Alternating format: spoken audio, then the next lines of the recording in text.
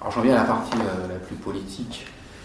Et la dernière de ma présentation, c'est évidemment le bilan des gouvernements de gauche au regard des grands principes d'une philosophie de la réforme fiscale de gauche et d'une stratégie fiscale qui aurait pu être mise en œuvre. Ça, c'était mes premières et deuxième parties.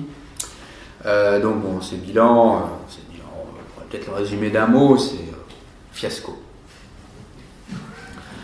Fiasco.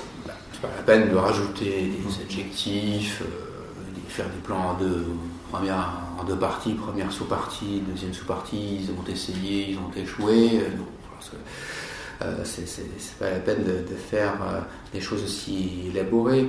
Donc, en cette rentrée, on a vécu plusieurs épisodes, plusieurs déboires, des gouvernements qui mettent vraiment en cause une méthode et une stratégie, ou plus exactement leur absence. D'abord, je ne sais pas si vous avez noté ça vous a bien fait rire, mais on a quand même eu un ministre du budget qui a adjuré ses contribuables de ne pas payer l'impôt. C'est cocasse. Je ne rentre pas dans la technique de la demi-part fiscale des veuves, mais si vous voulez, on peut le faire, parce que j'ai étudié un petit peu ça de près, c'est très drôle. On a eu l'épisode d'une demi-mesure qui consiste à programmer le prélèvement à la source de l'IR, mais sans réformer l'IR. Alors là, je sais pas, pour quelqu'un qui connaît un peu la matière fiscale, c'est vraiment compliquer beaucoup la vie pour un résultat assez limité. C'est vraiment être sûr de se mettre tous les services fiscaux contre soi, de semer la panique dans les entreprises, dans les banques et évidemment chez les contribuables. Tout ça pour un résultat qui ne se verra pas vraiment sur la feuille d'impôt. Alors évidemment, on rapproche... on supprime le délai d'une année, c'est vrai, c'est pas mal, et il fallait le faire, et c'est une bonne chose d'aller dans ce sens, mais c'est quand même un profit un peu marginal. Ça, c'est quand même pas une très bonne stratégie de réforme fiscale. Il fallait pas déconnecter la réforme fiscale au sens strict, c'est-à-dire des impôts, de leurs règles, et l'amélioration ou la réforme des modalités de recouvrement de l'impôt sur le revenu, qui effectivement est guère moderne, mais c'est une question purement technique. Il ne fallait pas déconnecter les deux. Pourquoi ne l'a-t-on pas fait d'ailleurs? On peut se le demander. Parce qu'on n'avait pas les marges de manœuvre budgétaires, paraît-il. Parce qu'on avait peur de faire peur aux classes moyennes. Bon. Mais donc, dans un premier temps, on aura toutes sortes de complications pour un bénéfice très, très limité, comme je vous le disais.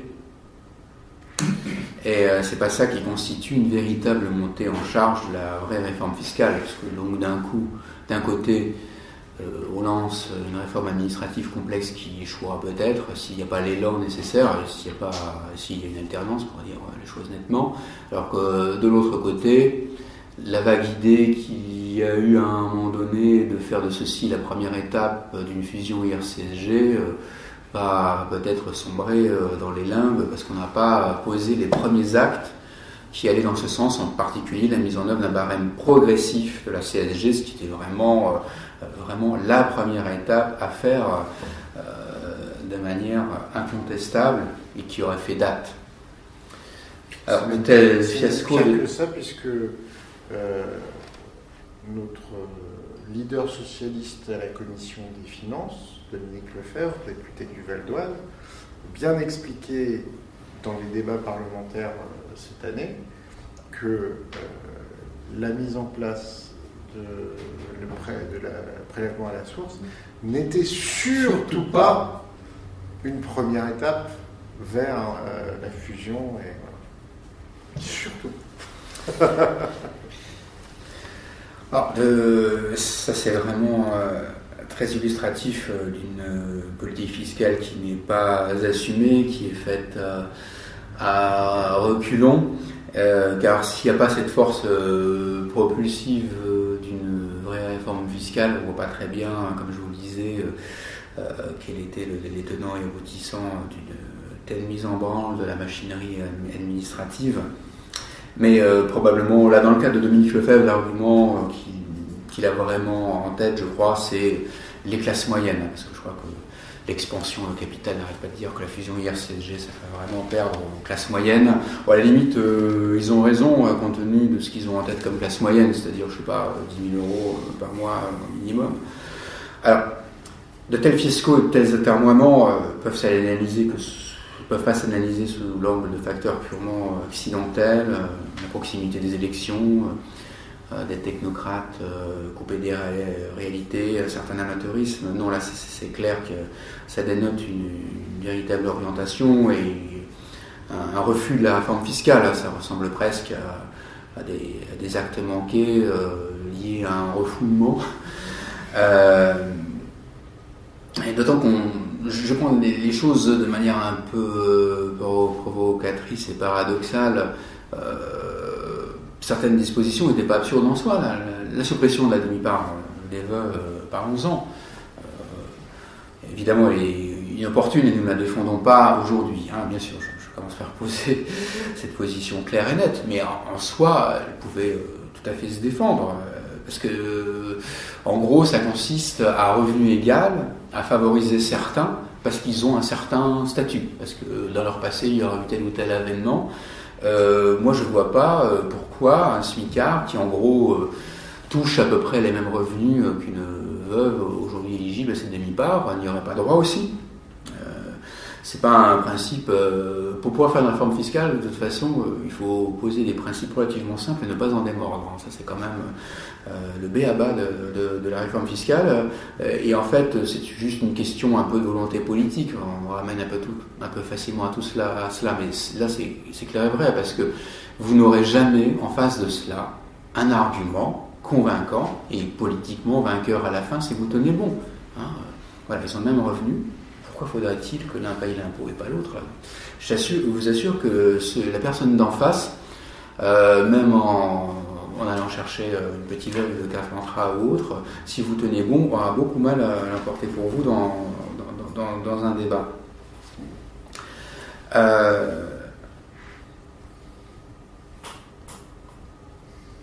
Et d'ailleurs, on s'est mis dans une situation, pour en terminer sur ce sujet-là, bien particulière, parce que le jour où le Conseil constitutionnel sera saisi, dont il n'a jamais été question pour l'instant, la disposition risque tout bonnement d'être censurée. C'est tellement contradictoire avec un principe fondamental d'équité devant l'impôt que le paradoxe de tout ceci, c'est que en plus, ce sera peut-être censuré. Et plus fondamentalement, toutes ces années, ce qu'on n'a pas arrêté de faire, c'est d'accumuler des mesurettes au lieu de faire une véritable remise à plat. Alors qu'il en avait été question, je ne sais pas si vous en souvenez, à la fin de l'année 2013, à l'instigation de Jean-Marc Ayrault, qui heureusement a eu de la suite dans les idées et dans une certaine mesure a pu réussir à faire prospérer certains projets qu'il avait en tête à l'époque.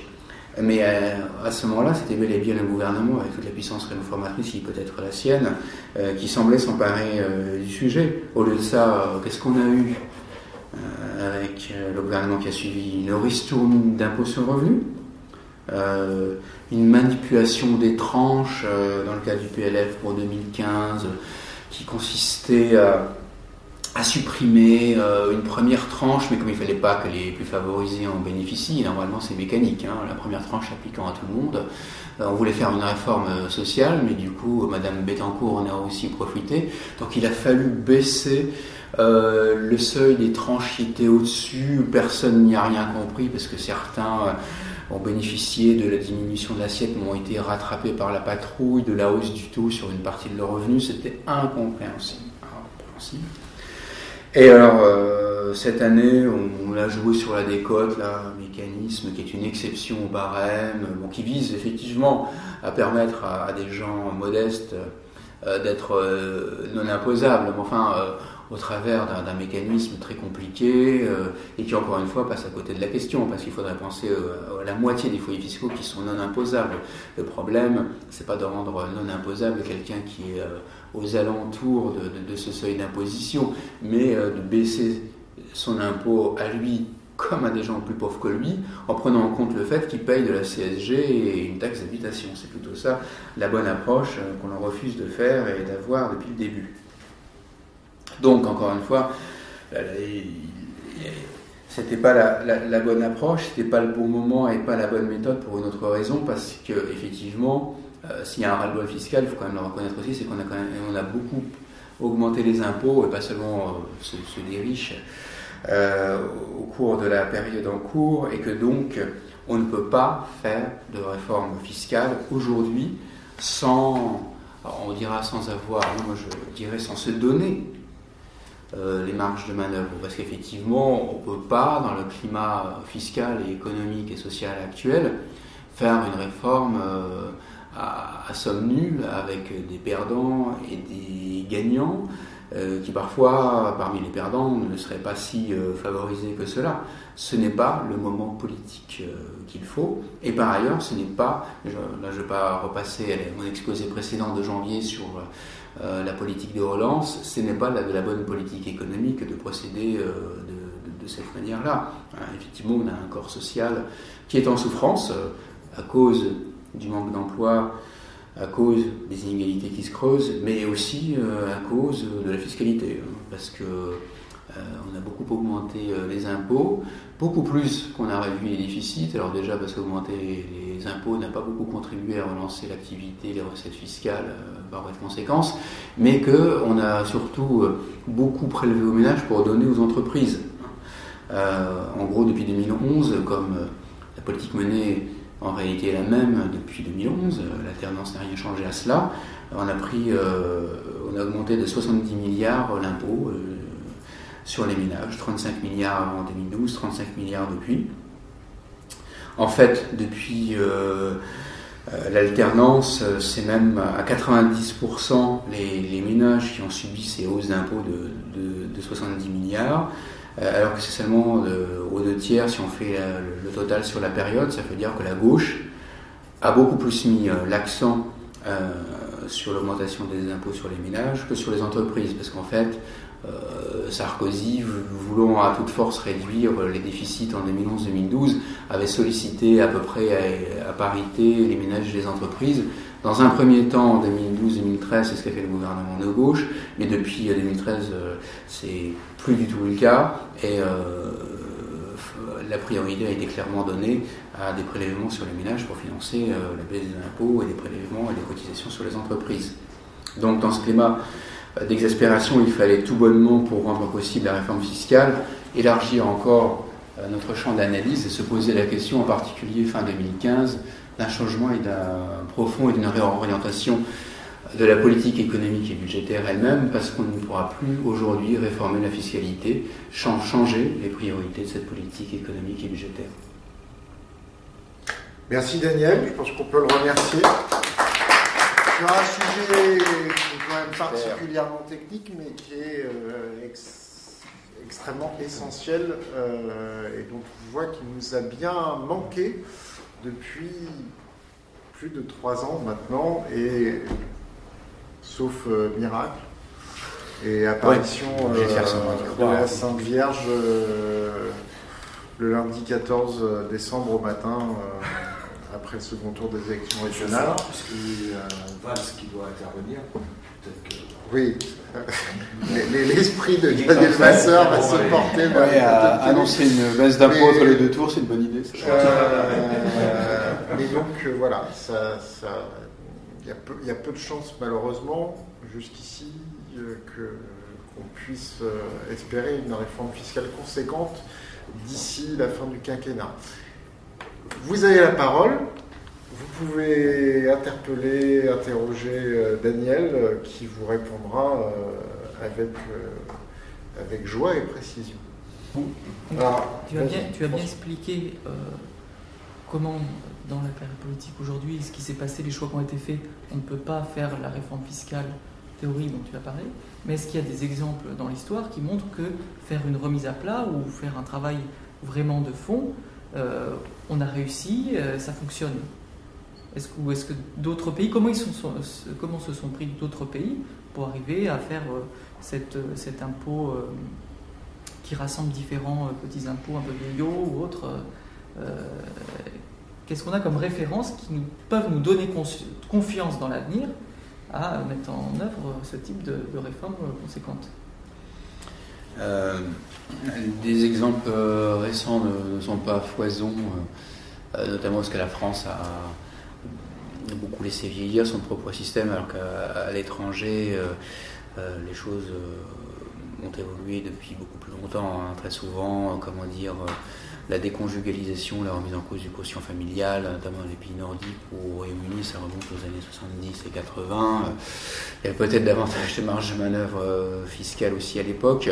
Alors, moi, j'aime bien citer un cas français.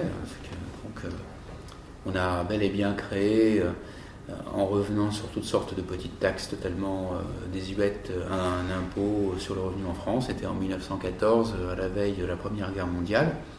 Et ça a donné lieu d'ailleurs à de très belles joutes, ce qui veut dire qu'effectivement, si on ne veut pas la faire, c'est très difficile d'arriver au bout. Joseph Caillaux lui-même portait cette idée depuis plus de 10 ans, je crois, mais elle s'était imposée. Les exemples historiques sont ceux-là. C'est toujours lié à un rapport de force idéologique, parce que c'est un peu l'autre limite des exemples historiques qu'on peut trouver dans la période récente. Il y a eu beaucoup de contre-réformes, pour le coup, en France et à l'étranger. Et effectivement, on sent bien qu'on doit absolument se battre sur ce terrain-là pour l'emporter. Et là, paradoxalement, moi je trouve que les esprits ont quand même beaucoup mûri et que c'est un combat qui est tout à fait gagnable, que ce soit la fusion IR-CSG. Il faut quand même dire les choses. Il y a une partie de la droite qui l'accepte, qui la défend, parfois avec des arguments qui ne seraient pas les nôtres, presque libéraux, mais de toute façon, pour faire passer une réforme, c'est comme au moment d'un vote, un référendum, où on doit répondre par oui ou par non. On ne regarde pas avec qui on fait la réforme, et je crois qu'avec l'affirmation de certaines valeurs de gauche qui sont à la source, à l'inspiration principale de cette réforme, et une savante triangulation avec certains arguments du camp d'en face, on peut construire une majorité en faveur d'une réforme fiscale. Si on avait lancé ce chantier courageusement, la droite n'aurait pas été aussi à l'aise qu'on peut bien le croire. Sur les réformes fiscales et la capacité à faire des majorités d'idées, moi j'attire votre attention sur ce qui s'est passé au Sénat lors de l'examen du budget récemment, puisque la taxe Google qui a été portée par Marie-Noëlle Lienemann, grosso modo, permet de faire en sorte que les grandes multinationales payent leurs impôts en France quand elles devraient en devoir, a été adoptée contre l'avis du gouvernement, pas sur des arguments de fond, sur des arguments techniques, parce que bien entendu sur le fond ils avaient un peu de mal à s'y opposer, et avec le soutien d'une partie de la droite, Carucci en tête. Donc effectivement, tout le monde est confronté à droite comme à gauche à des difficultés de faire rentrer les recettes, parce qu'ils se rendent bien compte qu'on a quand même un problème de recettes dans ce pays. D'ailleurs, c'est la principale raison de notre dette. On n'a pas arrêté de couper dans les cotisations et dans les rentrées fiscales, y compris là avec les annonces depuis 2 ans on va supprimer l'impôt sur le revenu pour les tranches inférieures, etc. Les impôts ne rentrent plus, quoi. Donc même à droite, ils savent bien que s'ils veulent faire 150 milliards de coupes, ils auront quand même besoin de nouvelles recettes. Voilà, donc il y a possibilité de dégager des majorités. Ça, c'est possible. Voilà. Mais il faudrait qu'on ait encore des parlementaires de gauche qui s'assument sur un certain nombre de sujets. Ça, c'est un vrai problème. Jean-Pierre ? Oui, il y a un argument que j'aime bien développer auprès de mes petits camarades, mais j'ai jamais le véritable argument. On a des problèmes de déficit. C'est pas parce que les dépenses ont beaucoup augmenté, c'est parce qu'il n'y a plus assez de recettes. Mais est-ce qu'on a des tableaux clairs, explicites, pour le démontrer ? Parce que de temps en temps, je vais sur le site de l'INSEE, et c'est des tableaux très pleins, mais j'arrive pas à trouver quelque chose de concret, de simple à faire comprendre aux gens. Je vois dans les argumentaires qu'on a concoctés ces 3 dernières années, on a dû citer les chiffres, on a peut-être dû les mettre sous forme de tableau, c'est plus facile à lire. Non, la dépense publique en France n'a jamais augmenté aussi faiblement depuis 1959. C'est historique les efforts qu'on s'inflige à nous-mêmes. Et le taux de prélèvement obligatoire a augmenté parce que on a voulu à toute force réduire les déficits. Enfin, moi, j'ai quand même été consterné à des vœux présidentiels lorsque notre chef de l'État nous a dit que on était passé de 53% à 56% de part des dépenses publiques dans le PIB et on s'en portait pas mieux pour autant, comme si la causalité, la cause de cette augmentation était liée à l'emballement des dépenses publiques. Enfin, ça relève de l'arithmétique élémentaire, c'est les recettes et le dominateur, comme on dit en arithmétique élémentaire, qui se portent mal, et lui, il a véhiculé un argument basique de la droite. C'était tout à fait étonnant en matière de taux de prélèvement obligatoire, parce que évidemment les dernières statistiques de l'OCDE font florès et sont exploitées par toute la presse libérale, mettant en valeur le taux de prélèvement obligatoire particulièrement élevé de la France. Bon, alors c'est lié au fait, il a même augmenté, d'accord, c'est lié au fait qu'il y a peu de croissance, c'est lié au fait qu'un certain nombre de choses chez nous sont publiques alors que c'est privé ailleurs. C'est assez... Il faut en revenir à ces choses-là. Et moi, ce qui me frappe en plus, c'est un détail, vous ne l'avez peut-être pas remarqué, mais à chaque fois, ils disent oui, bon, la France n'est pas première, elle est deuxième, il y a le Danemark qui fait quand même encore pire que nous, mais l'argument est évacué. Moi, qui suis un peu familier de ces argumentaires de tous ordres en matière économique et sociale, moi je peux vous dire que le Danemark est continuellement cité en exemple de modèle à suivre. Alors il faudrait comprendre, moi j'aimerais comprendre. Alors, manifestement, ça ne les empêche pas d'avoir une société soudée, une économie relativement dynamique, qu'on nous explique pourquoi d'un seul coup c'est plus une référence, il ne faut absolument pas les prendre en compte dans les comparaisons internationales. C'est une question toute bête, mais j'aimerais qu'elle soit posée pour que certains s'efforcent d'y répondre. Jean-Pierre ? Oui, 3 choses. D'abord pour Jean-Pierre aussi. Dans l'affaire Echo, il y a eu des publications avec des graphiques qui étaient quand même assez bien foutus, et assez simple à commenter. 2 choses très politiques. Avec un mandat de 5 ans, on ne peut pas faire une véritable réforme de fond de la fiscalité. Il faut, à mon avis, il faut au moins 1, 2, sinon 3 ans, d'abord pour expliquer. Si on veut faire une réforme, des structures en bâtir toutes les sortes, je dirais, mais il faut d'abord expliquer, parce que les Français n'ont aucune culture économique. Et la preuve, c'est que Le Pen peut dire n'importe quoi, c'est pris comme à argent comptant, quoi. Que l'on réexplique aux Français, tout d'abord, qu'est-ce que c'est que l'impôt, etc. etc. Sinon, il y aura toujours des réactions, et puis ça passe mal. Et d'abord, faire une réforme fiscale de fond, ça demande du temps. Ça va pas se faire comme ça, techniquement. Oui, techniquement, on sait comment faire. Mais comment c'est accepté? Et comment la mise en marche serait graduelle, je dis. J'aurais vu le phasage un peu différemment, parce qu'en même temps, c'est une réforme tellement lourde, alors qu'il faut entraîner tout le monde, l'opinion publique, les contribuables, mais aussi l'administration, Oui.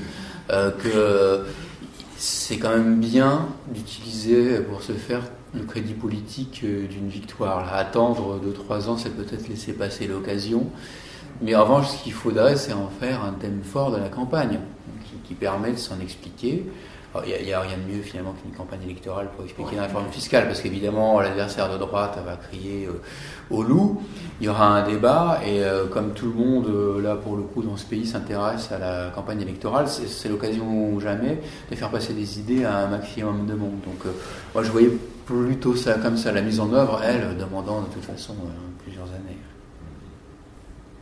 Et deuxième question que je voulais poser, c'était... mais là, on sort de la fiscalité des ménages sur laquelle tu as centré ton propos, c'est l'Union européenne. Quid? Parce que, bon, il y a une petite évolution là depuis un mois au niveau du Parlement européen et de la Commission sur l'impôt sur les sociétés et la lutte contre la fraude fiscale, parce que bon, ça aussi, ça alimente, donc ça permet de plus facilement de faire passer autre chose simultanément. On va dire qu'il y a des majorités à construire. Comment être contre la lutte contre la fraude fiscale et contre l'optimisation fiscale, en particulier en période de détresse financière. D'ailleurs, libéral ne veut pas dire nécessairement malhonnête. Il y a aussi Monsieur Smith va au Sénat, le mythe du républicain foncièrement individualiste mais profondément moral et honnête. Donc on peut construire une majorité d'idées sur le principe qu'on doit lutter contre les tricheurs. Là, je crois que la Commission européenne ne contredit pas ces postulats libéraux en disant il faut, d'autant que malheureusement c'est bien la construction européenne dans une certaine mesure qui a facilité toutes ces manœuvres d'optimisation et de fraude, elle n'ira pas contre ces postulats en allant dans ce sens-là. Même l'OCDE est très actif sur ce sujet. Alors, en plus c'est une façon de se donner un rôle un peu plus positif et un peu plus populaire auprès du grand public, peut-être, jouer le gendarme contre les tricheurs. Donc il y a certains dossiers où l'Europe peut devenir plus constructive. Bon, ensuite, il y en a beaucoup d'autres, il faut quand même bien le dire, où il ne faudrait pas avoir peur de les affronter, de l'affronter directement. Hein. C'est pas avec le PSE qu'on va y arriver. C'est un autre sujet, on devrait pouvoir en parler en avril prochain. Voilà. Est-ce qu'il y a encore d'autres questions? Moi, une petite question, oui, François. Sur la suite de la fraude fiscale. Est-ce que cette histoire de fraude fiscale, c'est un peu un mythe où il y a vraiment un enjeu? Est-ce que c'est juste un sujet technique où il faut améliorer les modalités de recouvrement? Ou est-ce qu'il y a vraiment que ça atteint à la structure même, où il y a un moment historique où la fraude fiscale est si importante que ça met à mal la logique d'ensemble, et est-ce qu'on serait dans cette situation-là ou pas? Voilà. C'est quoi le statut de ce truc de fraude fiscale qui est un peu facile? Quand on est militant, on dit bah oui, bon bah voilà, on met le focus là-dessus et puis on a l'impression de résoudre une grande partie du problème. Donc est-ce que c'est vrai ou pas vrai et comment on s'y prend? Il y a... C'est un vaste sujet, mais je crois que si on veut vraiment se concentrer sur la partie de la fraude fiscale et sociale la plus importante qu'on pourrait chiffrer en milliards d'euros, il y a deux problèmes vraiment fondamentaux. C'est l'IS des grandes entreprises mondialisées, des groupes multinationaux qui peuvent jouer de leurs différentes succursales, y compris de leurs prestataires de services s'il le faut, pour optimiser l'IS qu'ils doivent payer à tel ou tel endroit, parce que ces gens-là en plus ont les structures et puis le personnel pour faire tous les montages les plus sophistiqués du monde, et à la limite ils sont plus compétents que les fiscs nationaux qui arrivent bien après la bataille, et qui en plus doivent se coordonner entre eux pour essayer d'y voir clair. Donc là c'est un vrai problème, et je pense que ça représente vraiment beaucoup de milliards d'euros. Et il y a un autre problème qui renvoie à celui de la fraude sociale, parce que bien évidemment tout le monde sait bien que la triche est très répandue, les gens même emploient des babysitters au noir, et surtout, bon, ça c'est quand même secondaire, mais c'est très diffus dans le secteur du bâtiment, et il n'y a pas suffisamment évidemment d'inspecteurs du travail. C'est Gérard qui dirait le contraire pour traquer cette... Alors, le problème, c'est quand après les grandes entreprises bénéficient indirectement de la fraude sociale parce qu'il y a toute une série de montages qui consistent à faire venir des travailleurs détachés de Roumanie et de Pologne.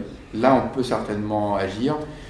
Pour la petite fraude sociale qui est très diffuse, on aura toujours beaucoup de mal, je pense. Elle atteint des proportions moins élevées que dans certains pays méridionaux de l'Europe, je le pense. Mais ça ne veut pas dire qu'il ne faut pas faire le maximum, étant entendu que c'est pas ça qui va forcément renflouer les caisses de l'État, parce que ça c'est une activité qui se développe parce qu'il y a de la tricherie, parce que certains ne payent pas leur cotisation sociale.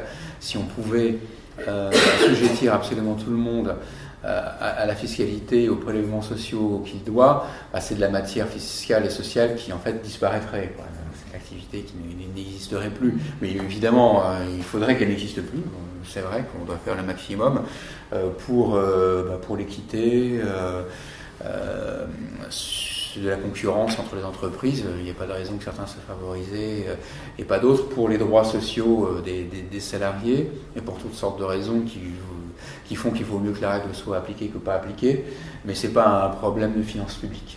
Le problème des finances publiques, c'est les entreprises mondialisées qui font de l'évasion fiscale massive, je pense, et dans une certaine mesure peut-être maintenant celles qui ont recours effectivement de la fraude sociale par le biais de montages assez complexes. Plus de questions? Donc on a terminé.